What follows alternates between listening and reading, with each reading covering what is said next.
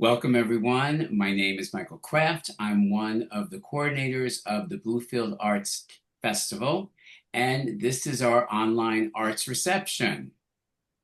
Big hand. Yay!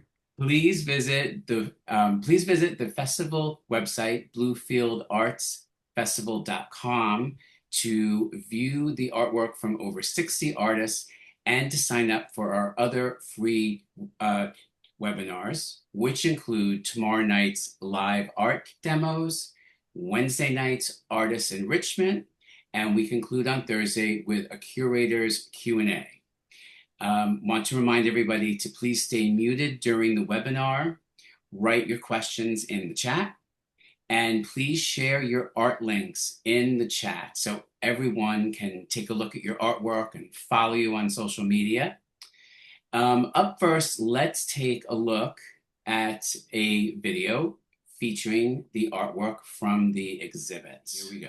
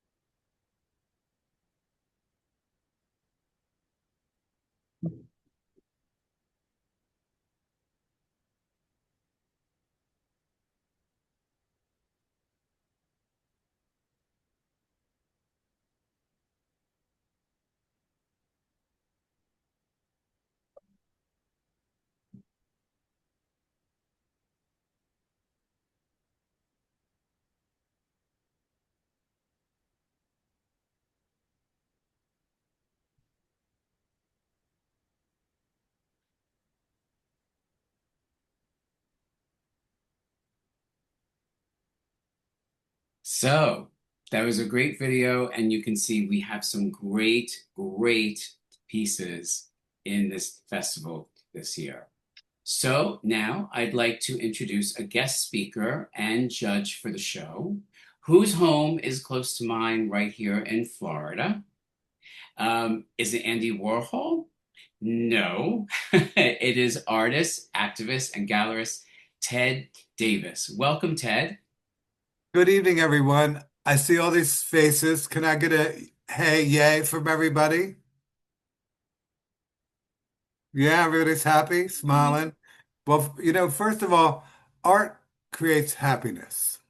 So you all are projecting happiness in this world that when we really need it most. So I want to say that for one thing, because art, as we know, art, music, the arts, performance art, uh, it just creates happiness. So, and it tells stories.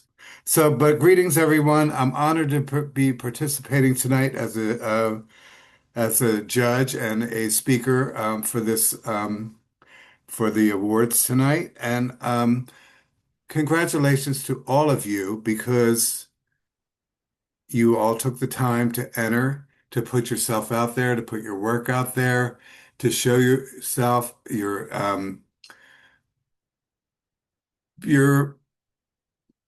how can I say it? Your presence in the community of the arts. And it takes a lot of courage for artists, whether you're an emerging artist, you're an established artist, or whatever kind of artist, but it's everybody's like, oh, I'm kind of nervous to put my work out there, but you put your work out there and congratulations for doing it. So, um, about me, I'm a self-taught artist. I've been doing my art, which is mixed media constructions.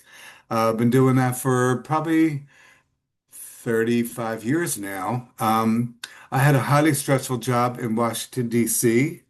At the time. And, instead of going out and partying or coming home and having wine at night, I thought, well, why don't I create art? And so that's why I got into creating art. And I loved Joseph Cornell and Louise Nevelson and their assemblages and what they do. And I love dumpster diving. I love found objects and I love recycling. So that really gave me the materials and incentives to do my artwork because you can always find something to put in on a piece of wood or on a piece of paper or fold it up and paint on it, whatever you want to do. But you could always find something to create, whether it's going to be good, bad, or ugly. We're our worst critics as artists. I find that I'm my worst critic because I do pieces and somebody says, "Oh, that's really nice," and then I rip it apart. So, so I did that for many years, and then I moved to Wilton Manors, Florida here, and I thought, well, what the hell am I going to do in Wilton Manors? I'm an event planner, and I did events for nonprofit organizations in Washington, D.C. So my area of expertise was fundraising for nonprofits, whether they be arts organizations, health organizations, LGBT organizations. So I would help them raise money via galas, balls, golf tournaments, auctions, concerts. So I produced these fundraising events that raise money for the organizations. So I moved to Florida. I thought, with my husband for 45 years. And I thought, well, what am I going to do down in Florida? And I said, well, I'm opening up an art gallery. So never had any experience of running an art gallery. Never really been in many art galleries, went to many art galleries. I mean, I would walk in and, you do all that, but I never had any experience. But I said, this is what I'm destined to do. And it gave me the opportunity to create my art in the back and have a wonderful art gallery in the front.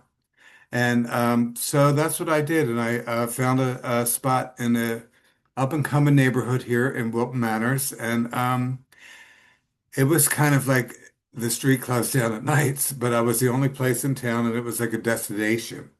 And so I did a lot of exhibits there. And my specialty was to find really emerging and established artists and mix the two up and do a group exhibit or a dual exhibit. And I did that once a month, came up with a sexy theme title, had a DJ, had painting on people's bodies, anything that we could do to draw a crowd in.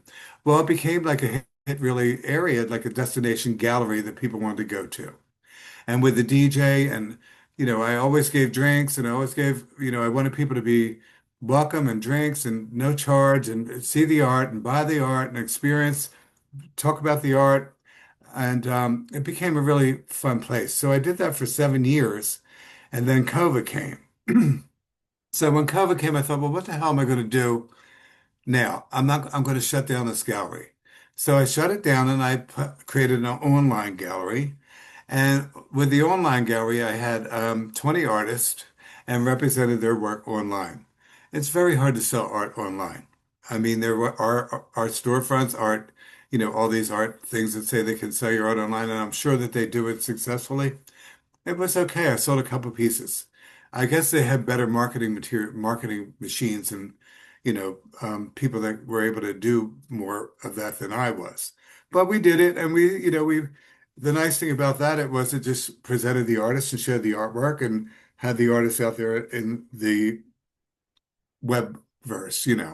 So did that, and then that slowed down, and I said, well, okay, I'm not going to put my energies in that, and I after the gallery closed, though, I did create a blog, and the blog was called Off the Wall because there was no art on the wall. And I wanted to feature these artists that every month I had this blog that went out and it featured Off the Wall with the artists, their artwork, talked about the artists, sold some of the pieces for artists. They would contact the artists. I didn't want any commission. It wasn't about me. It was about the artists. And that was very successful because I had a very good database of people. And so I did that. I think I featured 140 artists in several years after 2020. Um, and I just stopped that last year because last year was all about me. Anyway, I did partner with four other artists in 2014, no, 2013, and had a gallery. Michael was one of my partners, and there were five of us that ran a gallery. In our first year, we were voted best art gallery in Broward County. We had a great gallery, and we featured artists every month. Um, it was a great thing. Again, come moving into 2025, I had a knee replacement. I was going to Africa for a trip. I wanted to do I bought a place up in Pennsylvania. It was all about me that year. So I just said my contract was up with the gallery, the lease is up, taking care of myself, you know. So that's where I am today. And right now, I'm still taking care of myself, and I'm doing artwork, and I enter any show that I get the opportunity. I'm on the local theater board, local arts board. I keep involved with the community, and that's what I recommend all of you do, as you are doing right now. Get out in your neighborhood, go show people how to create art. Just show your talents and share them with your community because that's going to be our future in this world of uncertainty. Um, so anyway, here we are, and I could talk. Michael didn't tell you, but I could be going all night. You want to sing a dance song, you want to sing a song, but anyway, I'm just trying to make everybody smile. Do I see some smiles here tonight? Anyway, all right. So, Michael, what do you want me to do? Did I talk long enough? You put a lot in there, but I just wanted to say we did start the gallery in 2024, not 2013. But Okay. you were close. It was close. It was close. I was only 10 back in Time flies. 2013. Time But flies. Ted was wonderful in the gallery. He knows all the artists. He knows everyone in town, and we did two openings per month. Two Mhm. openings per month. It was incredible. Yeah. Good bus. Well, if you want to, it does. If any, I don't know if anyone has any questions for Ted about his art, about anything else.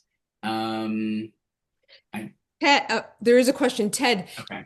do you have any advice for artists who are looking to get their work in a gallery? Well, yeah, that's the toughest part of being an artist, because I think to get your work in a gallery, you develop your portfolio. I think it's important to join local art leagues and local art organizations to network and find other people that may have had an opportunity to exhibit in a gallery. Um, I think that it doesn't hurt you don't want to walk into a gallery and unintroduced, not scheduled, and just say, "Hi, my name is Joe, and here's my portfolio." I don't think that's the right way to do it. I think going to openings at the gallery and seeing what the gallery is all about, and then writing a letter like the next day and say, "Oh, I was at the opening last night for Mary Jo Smith, and it was wonderful, and I loved her art, and I loved all the other artists you're carrying, and would you be interested maybe in talking to me about my art and maybe an opportunity? I am my whether you're an emerging artist or you've exhibited in Art Basel or all over the world, I don't know, but you would put that in there. But just say, I'm looking for opportunities within the community and around, within your gallery, your prestigious gallery. And, sometimes you have to butter up a little bit, but butter ups, popcorn tastes good and buttered turkey tastes good and all buttered things taste good. So butter it up. I don't know where that came from, but Yeah, okay.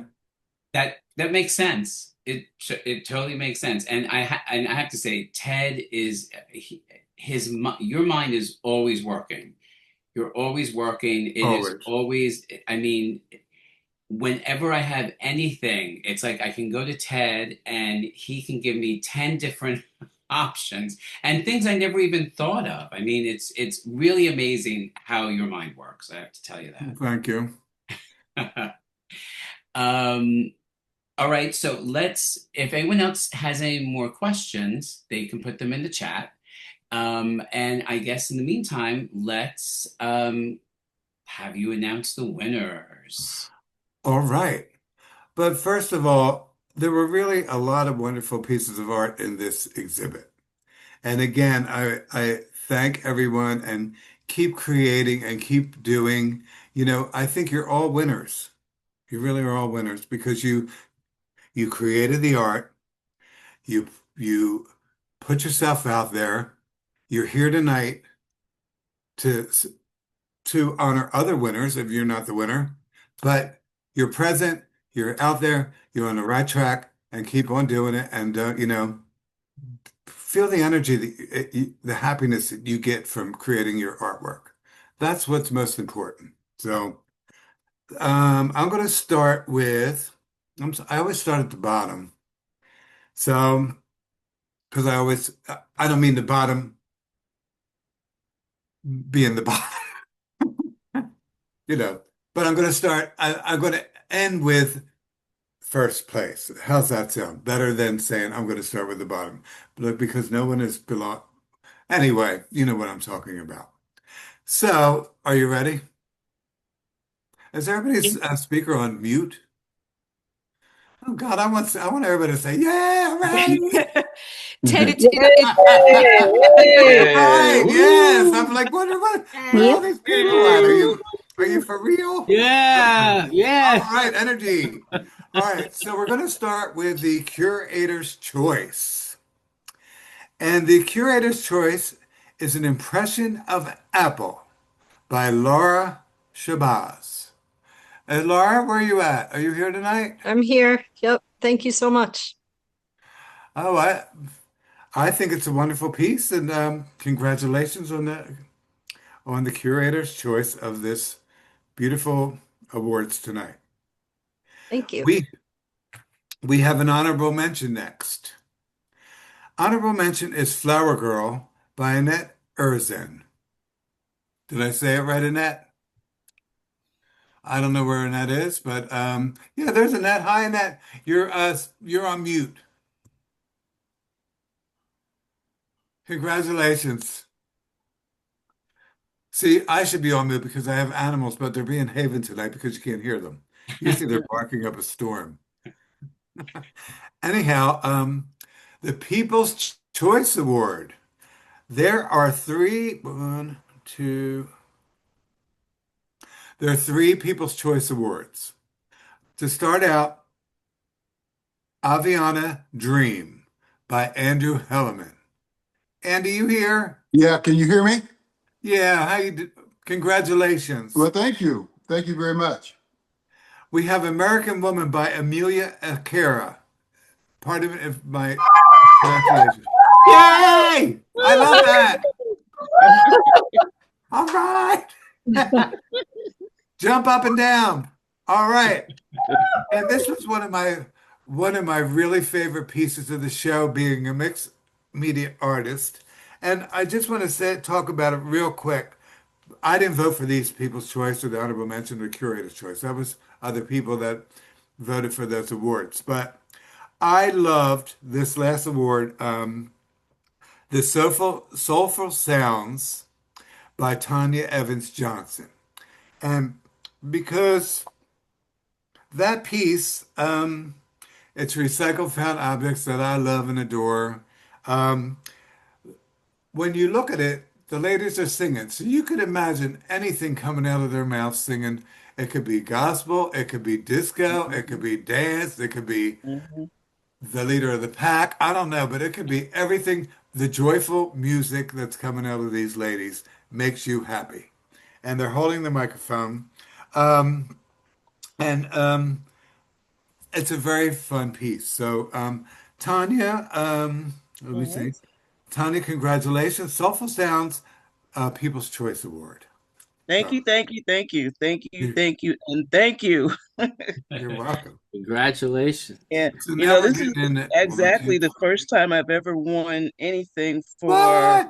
creating art, and Wow. I am over the moon.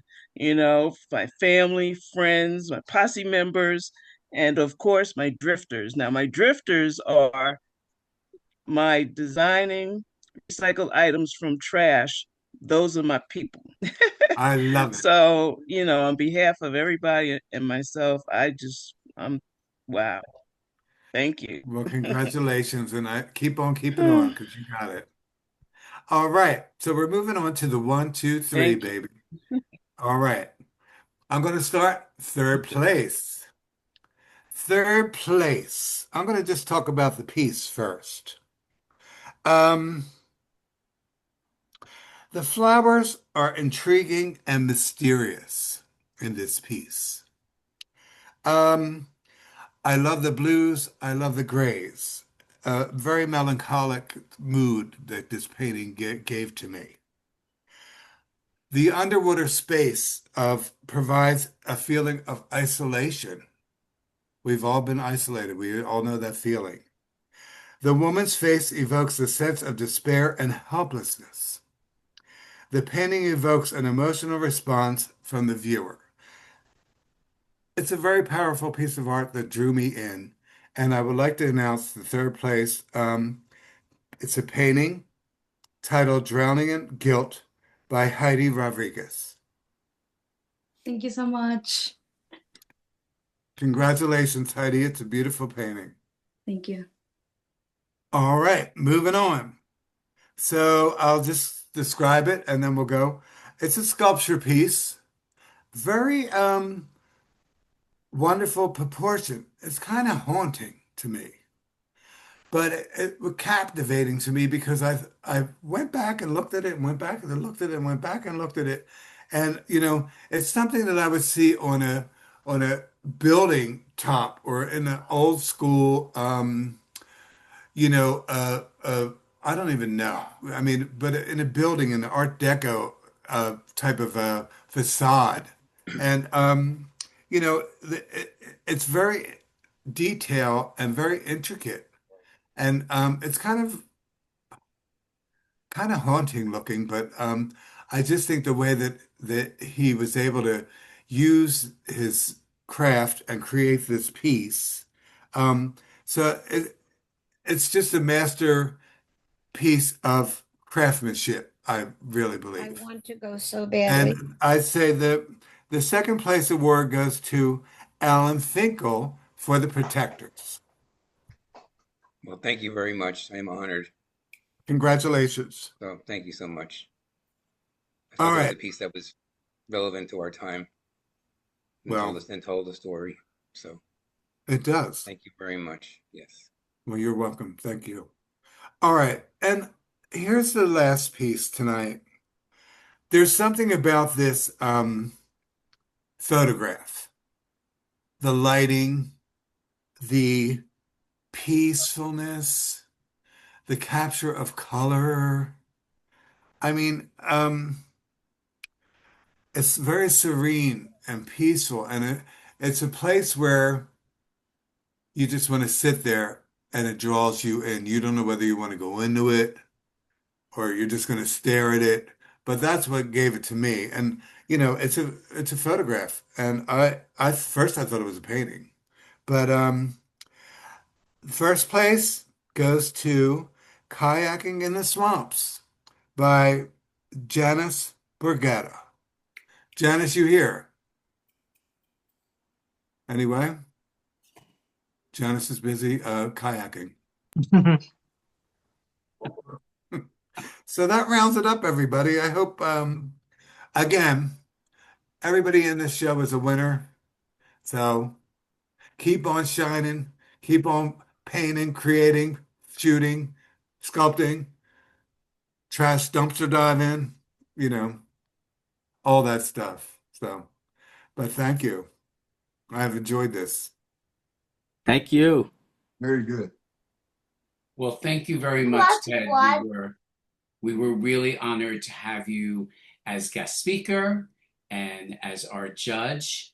And I want to remind everybody to go and check out Ted's work. And it's tedsartworks.com. Ted with a double D. Ted with a double D, that's right. He's a double D. And be sure to check it out because he does have a wonderful blog, and he's also, when he's kind of gone for the summer down here, he goes traveling, and when he goes traveling, he goes and checks out art and artists, and he talks to them. So that's part of your blog, I know, and your website. So it's very interesting. So please, everyone, go check out that website. I'd like to thank not only Ted, but all of the artists for participating in this exhibit. We've been doing this quite a long time. It was the Rockland Arts Festival. Now it's the Bluefield Arts Festival, and we hope it keeps growing and people keep getting involved. It's more important than ever to keep art alive. So stay creative, and most importantly, support your fellow artists. That's also very important.